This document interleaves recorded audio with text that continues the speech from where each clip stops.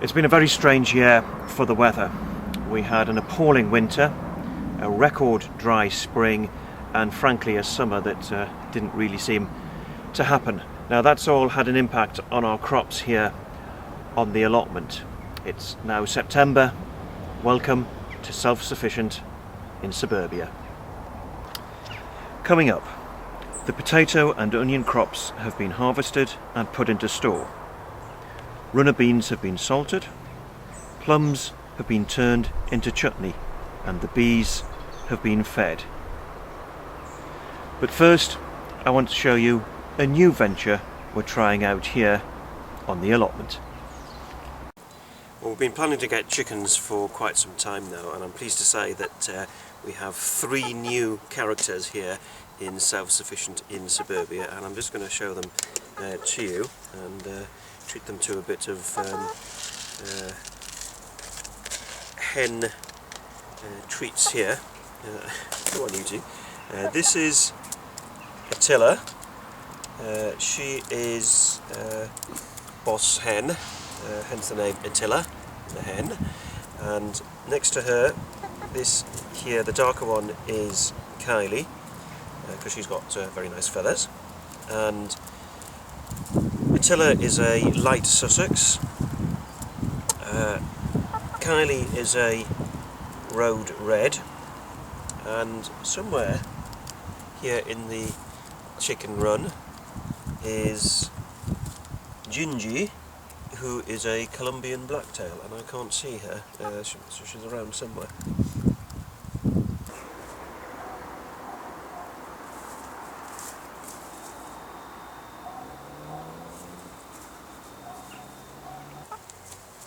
I've just been corrected by David, who has reminded me that Kylie here is a road rock, not a road red. And any moment now, in fact I can just see Gingy, called Gingy for very obvious reasons, as you'll find out any moment now. She's on the other side of the hen house, and she's at the bottom of the pecking order, but she is the one who seems to be more interested in exploring the chicken run than the other two. And that's Gingy there. She's a Colombian blacktail, and she's just gone out of shot. Well done, Gingy. Let's see if we can catch you from the other side.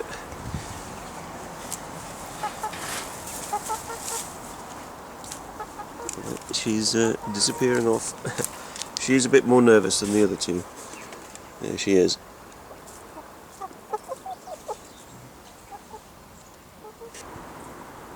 Well, this is bed 2. It is our main potato crop, and we have some of the rows are ready for picking.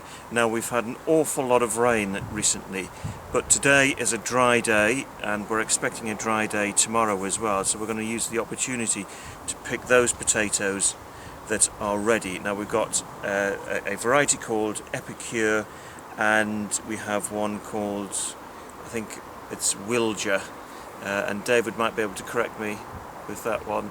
Yeah, it's Wilger. Right, so we're going to pick those now, and that'll be our first potatoes from the allotment.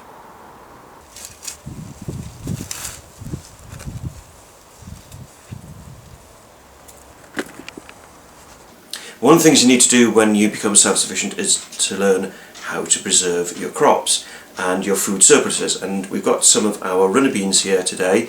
We've had an okay crop this year, not as good as it was last year, but we've still got plenty of these that need preserving. And what we're going to do is we're going to salt these. So if you want to know how to salt your beans, this is what you have to do. First job to do is top and tail them, and then you need to slice them, which means I get to use my posh little bean slicer here.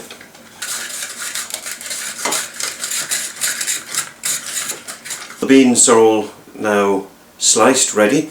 And before we salt them, I'm just going to have a quick word about our bean slicer, because the last time we used this in one of our videos we had lots of queries from people about who made it and where they could get them from. Well, it's made by Westmark. This is the box here, and we bought it through Lakeland Plastics here in the UK. I think they're a German company, so I don't know who supplies them outside the UK, but certainly here in the UK, try Lakeland Plastics for it. Anyway, next job is actually to salt the beans. You're going to need storage jars for this, and you need to build up the bean and salt layers alternatively, like this here. As you can see, I've already started this one.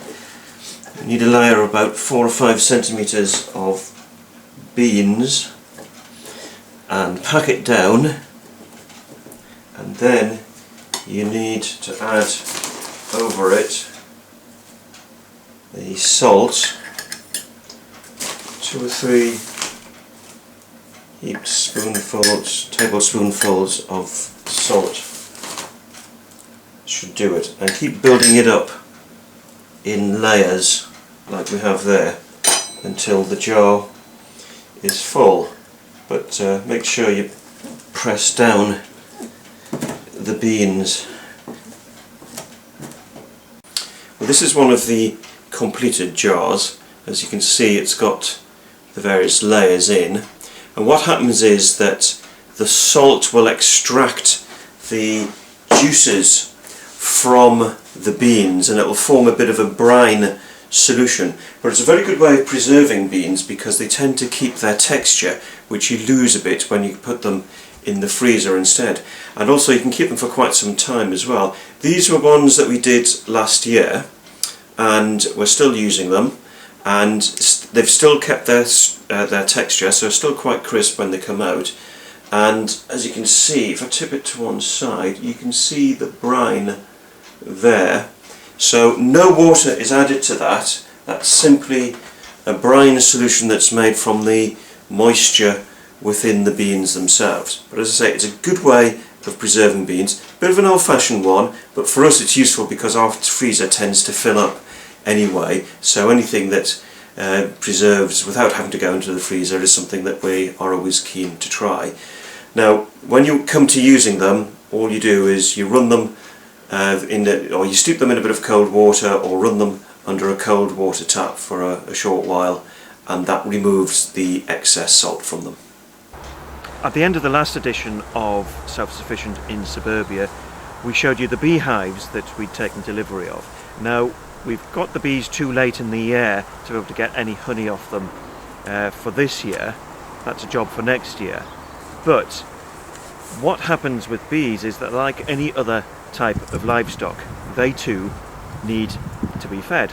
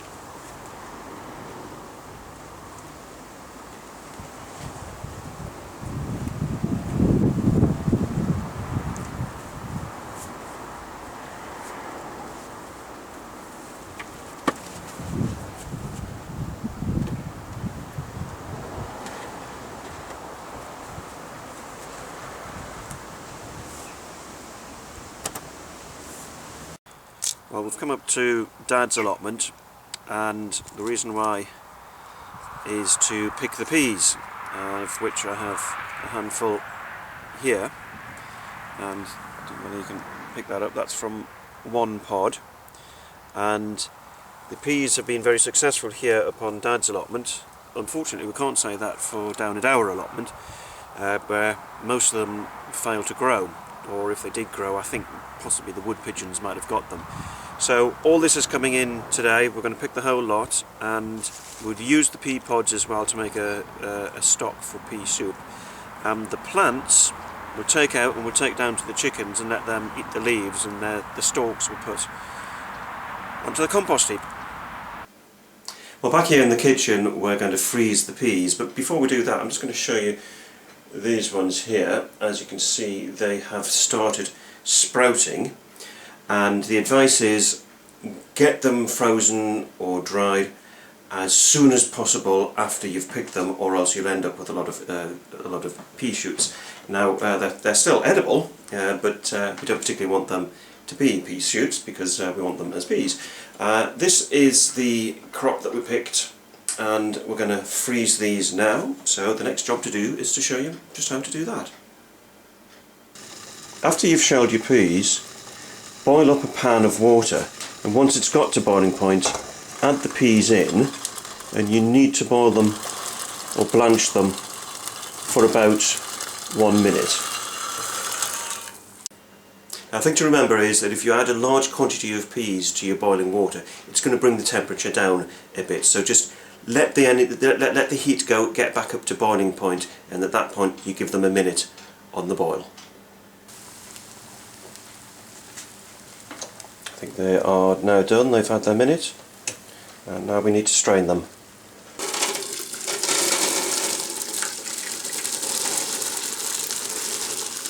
Once the peas have cooled down, then you just need to add them to a bag, a freezer bag, and then put them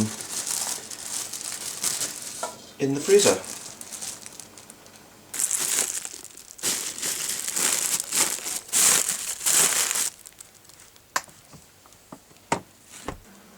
Once you've shelled the peas, you're going to end up with a bag full of pea pods like that, and instead of throwing them away, use them to make a stock, a pea stock, using the water that's left over from having boiled the peas, and that way you can actually make a really good pea soup. Well, yesterday we got our chickens, and today we're very excited because we have our first egg. Here it is. It's not very big, but our first egg from the allotment. Our chickens have started working already, so we shall put it into this egg box there, and we shall go back to the kitchen and make something with eggs. You've picked your potatoes, you've brought them back to the house from the allotment, and there's a few of ours. Next job is to store them.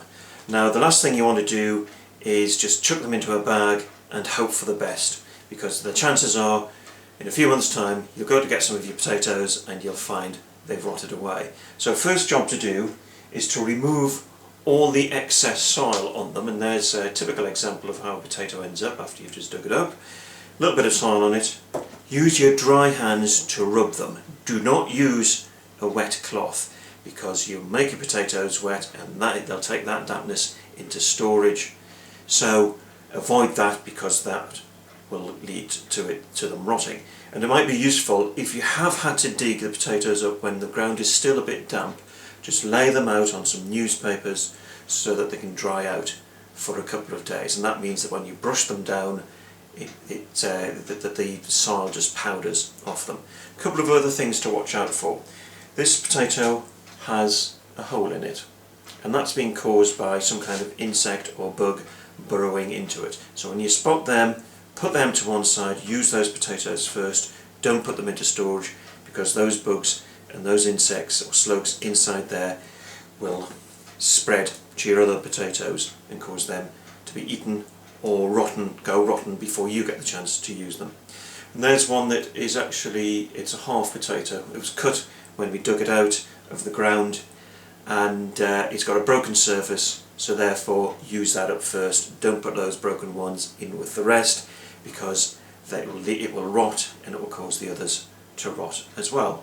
After you've rubbed the excess soil off the potatoes, you then need to put them into something like this, a hessian sack, or you can use a brown paper sack, and once they're full you need to store them in a cool, dark room, but don't put them onto a concrete floor. Put them onto a pallet or onto some wooden shelving that keeps them directly off the floor, and that way your potatoes should keep for a good length of time. So that's all the potatoes now cleaned and into the sack there, and that's our Wilger variety, and we've got about 10 times more potatoes still to come in from the allotment, so that should keep us going at least for the next 6 months, if not longer. And what I'm going to show you now is the pile of potatoes I've rejected from that pile. You can see this pile is reasonably large for the quantity of potatoes that we've put into the sack, but the reason why is because we've put in all these small potatoes, these tiny little ones. Basically they're not going to last very long in storage. The smaller they are, the less likely they are to store. We've got some with holes like that there, so obviously that's been nibbled by some kind of bug, so that's going into this pile here. This one has been just sliced through by the spade when we dug it. Here's one which has just been sliced right through, as is that one. Actually, looks like, I think they originally went together. So that lot is going to be used in a potato salad tonight, so that we can get them all used up and hopefully get a few meals out of that potato salad.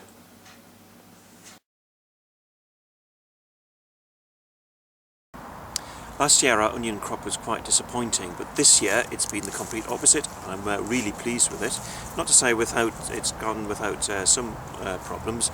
We've had one or two of them bolt like that, but nevertheless not too many. We had lots of them do that last year, but we've had some really decent sized onions here, and what we're going to do is pick them all today to make sure that we get them out of the ground, because it's a bit wet at the moment, and if we leave them in any longer they could rot, or they could end up being a meal for the slugs. When you've picked all your onions and got them back to the house, what you need to do is get them ready for storage. Now you can't just stick them in a bag or in a box and put them in a cupboard and hope for the best. And particularly if you end up putting them in a carrier bag, then you can guarantee they all would have rotted down within just a few weeks, and all your efforts would have been wasted. You've got to prepare your onions for storage. So here's one of my onions, and the first thing we need to do is to remove the roots there, these feathery roots just above the base where they join with the bulb. And the reason why we do that is because those roots tend to accumulate a little bit of soil, and that can store up problems by attracting insects, or may even have the occasional slug or worm in it, and that's the last thing you want on your onions. We keep the stem there if it's still on the onion when it's picked, because the reason why we do that is because we're going to use this one as part of a chain to try to chain them all up as a string of onions. If it doesn't have a string, a stem like that, then what we're going to do is store them in onion bags. Well, this is the spare room in our house, and we're using it as a place to dry out some of the crops from the allotment before putting them into storage. And we've actually got here already the shallots, which have been drying for a couple of days, and they're now just about ready to go into storage, and we'll be putting them into bags like this, doing a very similar process to what we're about to do with the onions as well. So before they go into the bags, we will be checking them just to make sure that there's no excess soil on, so we'll rub that off, and we'll also check for any that are rotten, so they're thrown away. They don't go into the bags because they'll end up making all the other part of the crop rot as well. These are some of our onions now laid out on newspaper or in boxes or trays on the bed, and what we'll do is we'll return to these in a couple of days' time to see whether the skins have dried out and any bits of soil on them have dried out as well, and also to check that the stems have dried as well. The onions have been standing and drying for a few days now, and this is one of the bundles that we've made up. Now you can put them into bundles like this, where these are just 3 onions with sufficient stalk that are plaited together, and then a number of plaits are all tied up together, and that can be hung up in our storeroom where it's nice and dry and cool and air can circulate around it. Or they can go into an onion sack like this one here, which is on the floor. Now you can get these from garden centres and seed suppliers and so on, and as you can see it's a nylon net, but it allows the air to circulate, so it doesn't let the produce get damp inside and go off. Now these are much easier to deal with, but I've got to say it's much more fun seeing that hanging up in my storeroom. Every August bank holiday we come down to a village called Bottersham in Cambridgeshire to go apple picking, and generally we fill the car with as many apples as we can pick and take them back home. So we've now picked 5 sackloads of apples which are going to go up back to our house in Sunnyside in Gateshead, and this should keep us going at least until the spring next year.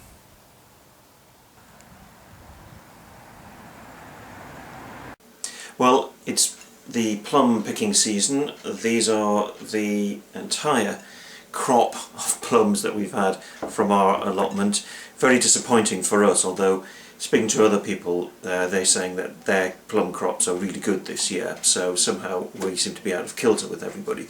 Nevertheless, we're into the preserves and chutney making season, so we're going to use those plums to make a plum chutney, and the advantage for us is that it allows us to use up some of our apples that we've been picking wild recently, and we have picked an awful lot of them. We came back the other day with 5 sackloads, so that allows us, this recipe allows us to use up some of those apples. And we're also putting into this recipe some of the onions that we've just picked from the allotment as well.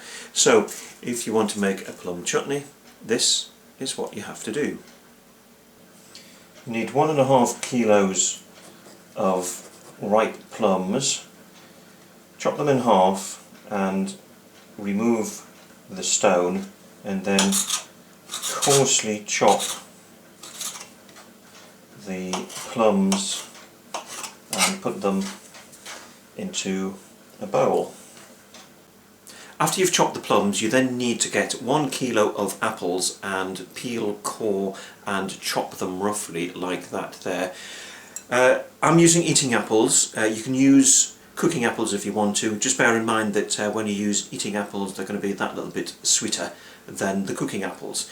And once these are all chopped, they go into the jam pan with the plums, and also you need to add in 1/2 kilo of chopped onions. Next you need to add in some grated ginger root, about the equivalent of 2 heaped tablespoonfuls. Once that's in, you then add a couple of large cloves of garlic and crush them. Next you need to add a tablespoonful of ground mustard powder and a teaspoonful of salt. Into a spice ball or a muslin bag, put 8 or 9 cloves and then break up a cinnamon stick and add that in as well. And finally you need to add 450 grams of white sugar, and then give it a good sprinkling of black pepper, and then finally, bringing up the rear, 300 millilitres of white wine or cider vinegar. After you've brought it up to the boil, you need to simmer it for at least 2 hours. As you can see, this is a lot of liquid in here, and we want to drive off most of that. So give it a regular stir as well, because it's got sugar in, and you just want to make sure that that doesn't catch on. As you can see, this has got a nice thick consistency to it now, much more like a sauce, and the excess liquid has been driven off by simmering it for about 2 hours now, so this is ready to go into hot sterilised jars. So there we have it, one of the 7.5 jars of plum and apple chutney that we made in this batch. When we set out to be self-sufficient, we realised we needed to reduce the amount of meat that we have in our diet. Doesn't mean to say that we're becoming vegetarian, however, but the meat that we do have tends to be mainly game. And a few days ago we took delivery of a large quantity of wood pigeons and had to spend a bit of time preparing them ready for use. I'll put the bird onto its back, and then you don't need to pluck the whole of the bird, but what you need to do is just remove from the centre of its breast all the feathers, like so, and then you need to snip at the bottom of the rib cage and then cut the skin up to the top of the rib cage. Now, with wood pigeon, the only bits of the bird that we can use, or that's sensible to use, is the breast. And we're not going to pluck the whole of the bird. All we're going to do is, in effect, skin it around the breast area. And then once all the breast meat is exposed, as it is there, what we're then going to do is take a sharp knife and then cut down the side of the breastbone down to the rib cage, and then carefully slice off the breast meat like this. And then once it's all ready to come off, you just need to cut it at the bottom. You'll find there's a bit of a tendon at the bottom here where it joins with the wing.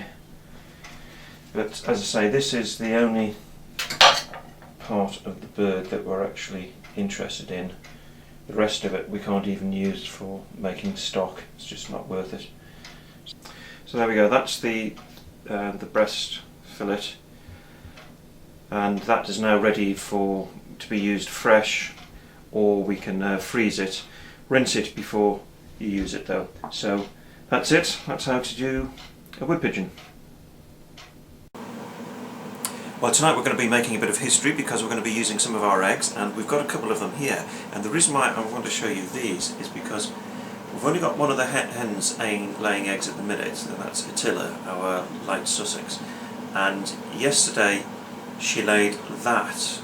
As you can see, it's considerably bigger than that one. Now, she's so far laid 8 or 9 eggs for us. All but that one have been that size. But as they get older, they get a bit bigger. So hopefully all the eggs are going to be that size. But tonight we're going to have our first meal with our own eggs, because we've got an omelette, and it's actually, we've just got the contents of the omelette just cooking on the cooker behind. But any moment now we're going to put the eggs in and have our own homegrown eggy omelette.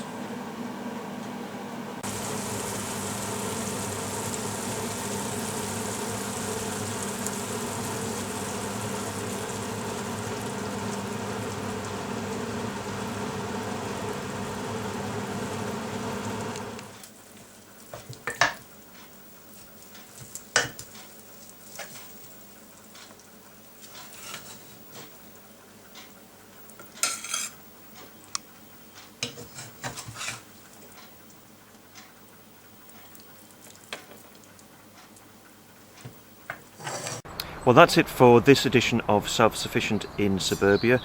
Join us in the next edition when we'll be focusing on the fruits and foods of our hedgerows and woodlands.